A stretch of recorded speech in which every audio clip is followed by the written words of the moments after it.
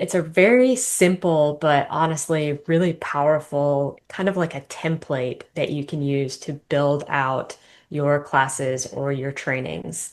And this is one thing, even though I took curriculum design classes in college, it was still a struggle for me. Mm, And what we really encourage with the four C's is to start with a learning outcome. And I know I've seen stuff on social media lately where people are like, "Oh, do we really need the learning outcome? Isn't that mm, outdated?"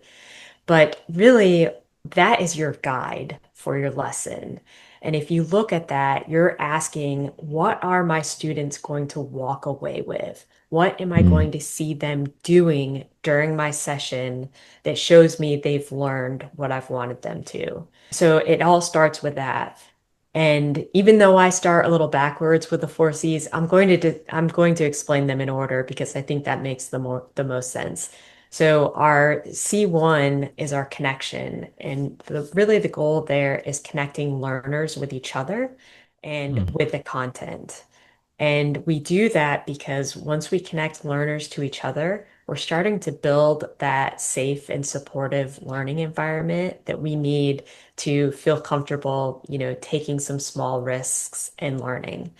And we connect learners to the content because we know from neuroscientists that once we build onto what people already know, it's easier. So we're extending those mm, neural pathways. And then the second part of the template is the concepts.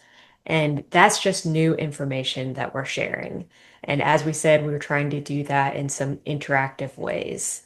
Lecture is still okay, but you can have people write on a graphic organizer as you're lecturing.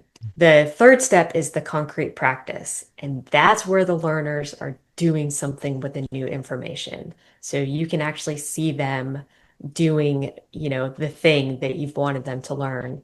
And often that's where your learning outcome ties in. So you can see that new learning taking place.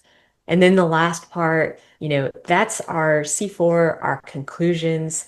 We mm, want to wrap everything up.